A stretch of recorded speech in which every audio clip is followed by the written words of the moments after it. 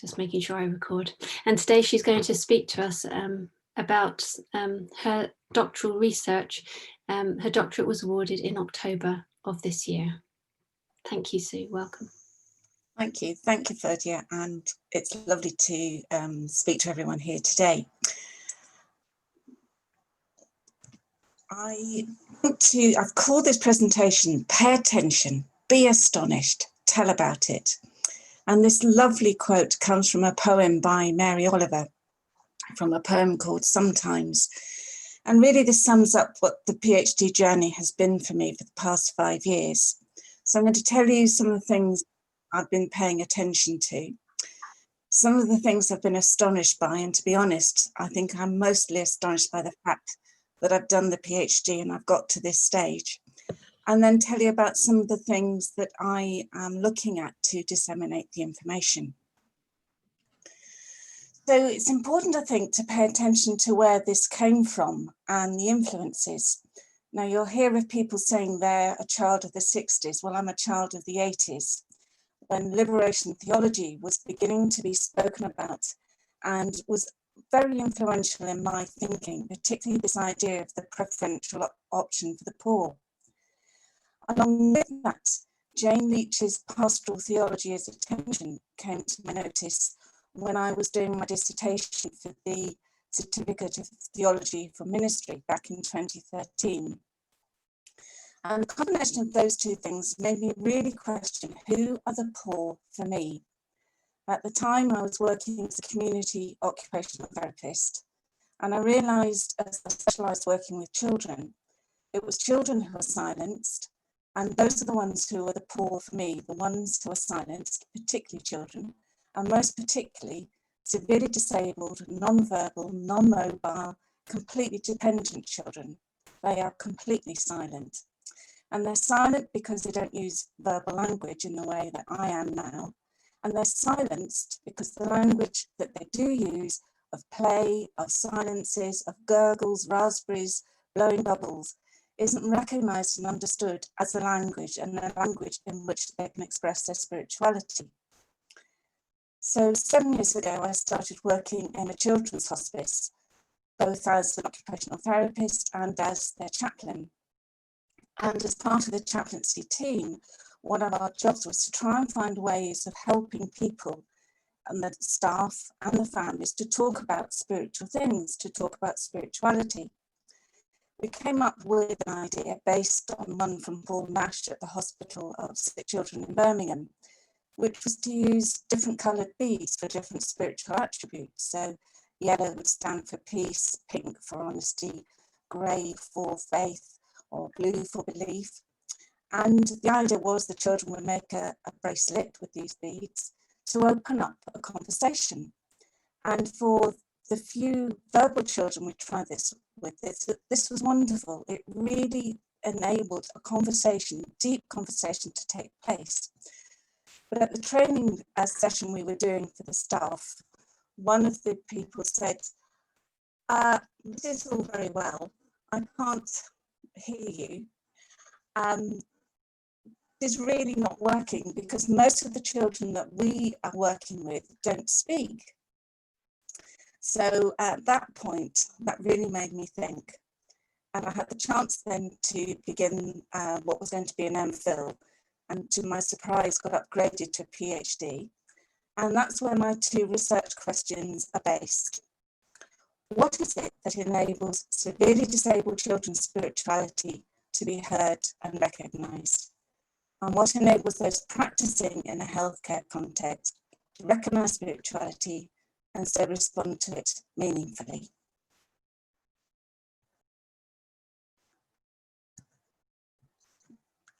And I apologise because my screen has frozen. So let's see if we can get it to work. These are all the different areas I needed to pay attention to. And they're big and they're vast because to me they all contribute to why these children's voices are not heard and their spiritual voices are even more silenced. So in a bigger, wider society of religion and spirituality, there are lots of things going on that actually mean religion and spirituality has become very muddled and confused. There are historical influences. Charles Taylor suggesting that actually it goes back to 500 years, where the split between religion and spirituality started. Before then, it was interwoven, maybe particularly seen and associated with those in religious communities, but there was no need to distinguish between religion and spirituality. So that by the 60s, there was very definitely this binary. It was either religion or spirituality. And what was also happening in the same way is that there was increasing work being done with social sciences. So research was going on into the psychology of religion and the psychology of spirituality. And with that, there was great need for definition, exactly what we mean by religion, exactly what we mean by spirituality. So things became very boundaried and tight and into boxes. And for me, this actually doesn't work. I mean, there's lots of people working on this area still. And the way I want to look at it is the way that Sahaya Salvam, who Loretta will know, who's working very much in an area of let's look at how we combine things. Let's put things into a matrix. So he's come up with this format, and in the spiritual but not religious box, he's suggesting that people will be searching for meaning, but not necessarily finding it through religious roots. And what I like about his framework here is that you can see where you could fit. So with religious spirituality, it's drawing on spiritual roots, and with religious roots. I won't go through all of it, but one of the disadvantages of this, as much as I like it, is that when you see a framework like that, you tend to say, all right, I fit in that box, but that box might be where you end up being stuck. My adaptation is take away some of the lines and you end up with a much more dynamic framework, because I think people change throughout their lives depending on the experiences that they encounter. There will be times when actually all people can do is follow the rituals of religion because of what they're encountering. It doesn't connect with them spiritually. I noticed this and saw this at work among the families I was working with while I was at the Children's Hospice. Then at other times, the spiritual side of things was where they were connecting with, often with nature, but religious practices didn't help at all. And then for others, it was a combination of the religious and the spirituality. And this I find a more helpful way of talking about it, rather than trying to come up with tight, rigid definitions. So when we look at what's going on within healthcare, instead of the situation becoming simpler, it in fact becomes more complex.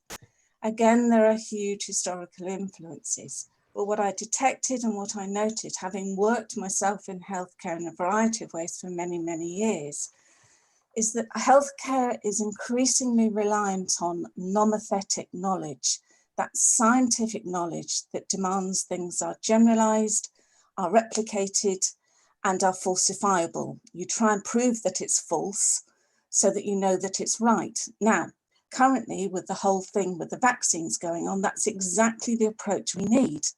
It will define things, it'll assess, it'll measure, it'll give outcomes. But that's not how spirituality works. Spirituality is idiographic knowledge. It relies on describing unique experiences. It's experiential. It doesn't fit into the nomothetic knowledge. And this I detect is one of the great challenges for chaplains working in healthcare, working from an idiographic base, trying to fit into nomothetic knowledge.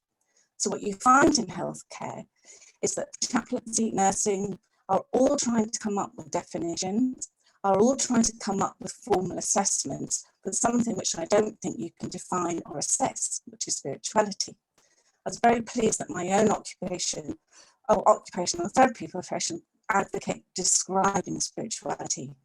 And that's the take-home message I would like to give. I think we need to be describing rather than defining.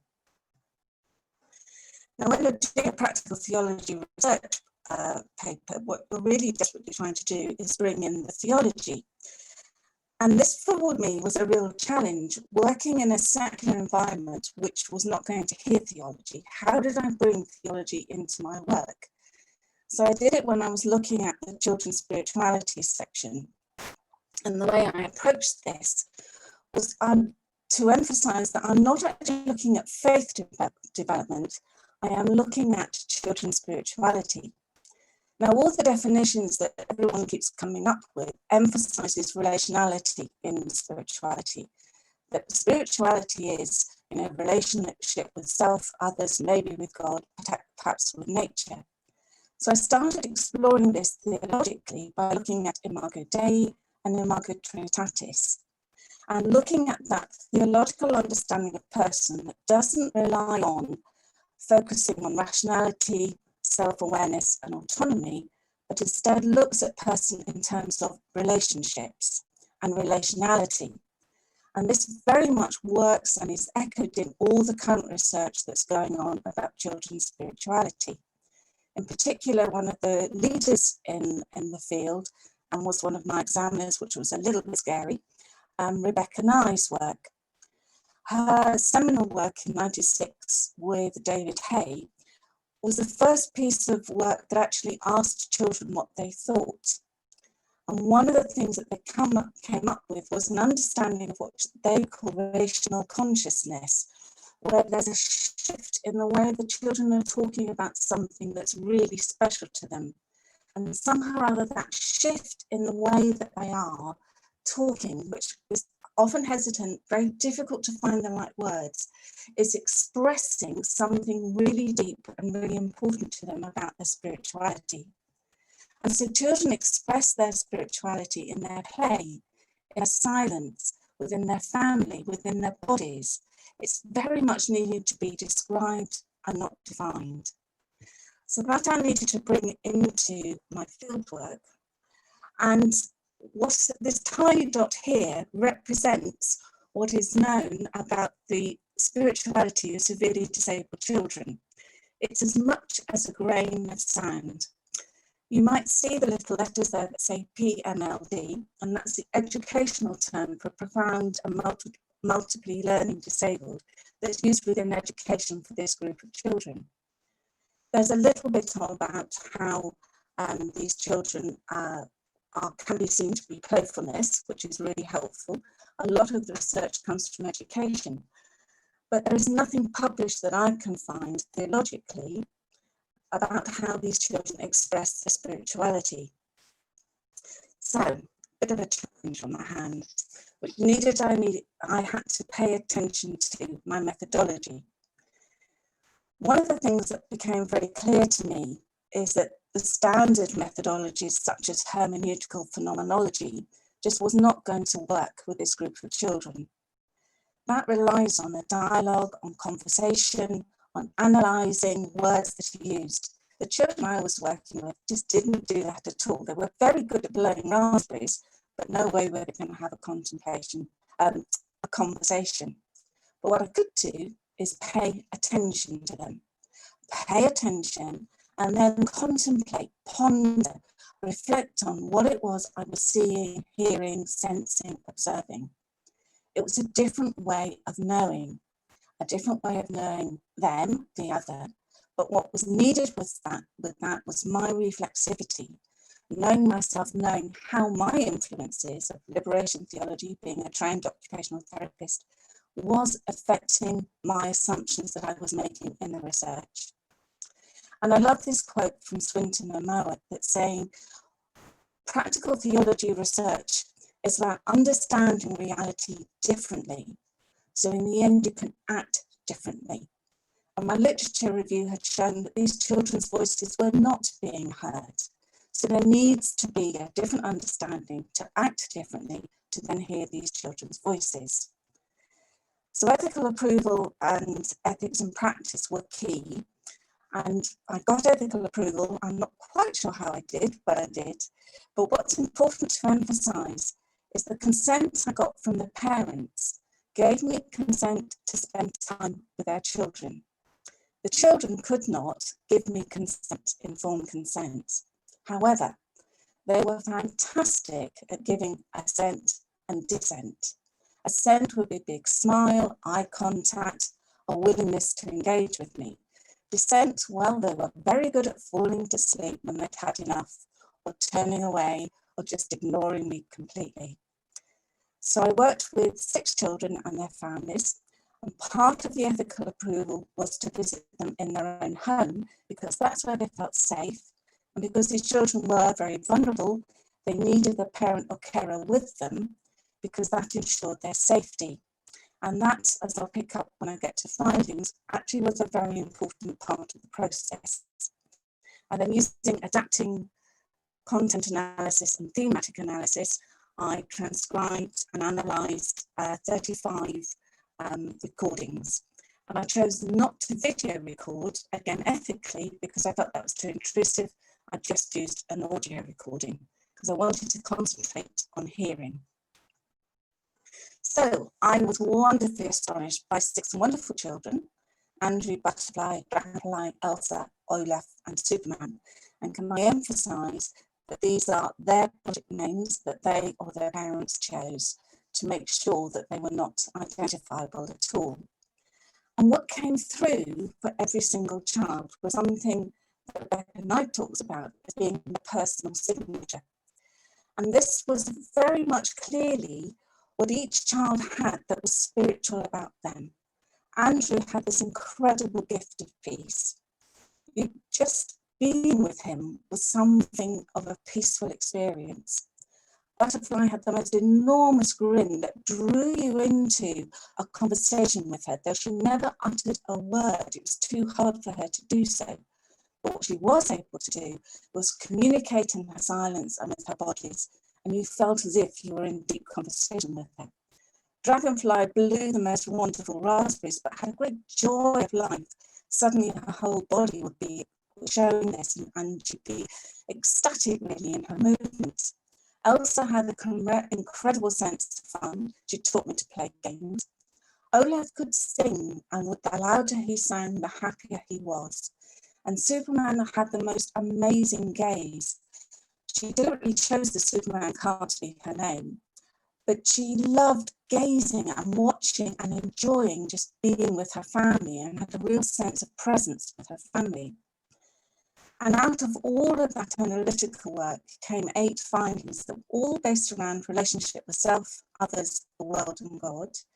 Play and silence were key, impact of their disabilities, and how the children moved between their own world, the family's world and the wider world. But I want to capture specific findings. You remember I said that with the ethical approval, the presence of the child's significant carer was important. This became really, really key, and I think has implications for further research in this field. For the children to relate to me, they needed the presence of their significant relationship. It could be their mum or a carer. And that became really striking. Elsa in particular, the moment her mum left the room for any reason, would completely withdraw into her own world and wouldn't want to relate to me. Relationships, as I keep saying, is really key to these children's spirituality. So we need to take notice of this. To enable the children to relate to others, they need the presence of that key relationship to be there. I also came up with 3 different types of silence. It's so easy to assume with this group of children that silence means they're not engaging, that they're disengaging. I really challenge that, and this is the area I want to do further work on and try and find a way of publishing, because what I also found is that these children, Butterfly, the example I gave you, her silence was active. When you were with her, you didn't realise she was silent. You were involved and completely engaged with her. The other type of silence I identified was relational. Particularly with Andrew, it felt as if something important was going on. We weren't doing anything, we were literally just sitting side by side, but there was a relationship happening that I could sense going on there. Now, I haven't found anywhere else these types of silence being talked about or described, so part of my job is to write this up. But I think this would be really interesting to explore with other silent groups. such as children with autism, perhaps adults with dementia. Does this type of science help us to understand these groups' spirituality? So now I've got to the stage where I need to tell about it. One way that I want to get it into a healthcare context is through a training program to really emphasize this idea of understanding differently, to act differently.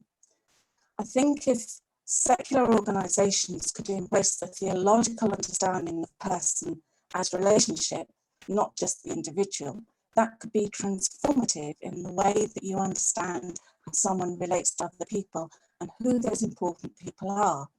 Having worked in healthcare, I know how good we are at doing family trees. What we're not so good at is looking at how do we know that's an important relationship? Do we know the important relationships with that person, that child? And I think if we could work that way, it could be prophetic. I also think the children themselves are prophetic in the way that they are just focused on the present moment. What I also want to encourage is a different understanding of hospitality.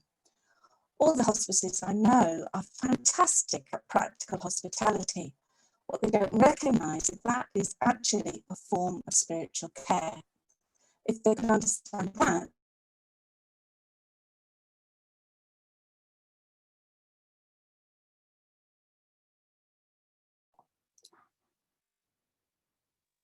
I think we may have lost Sue momentarily. I'm just going to stop the recording.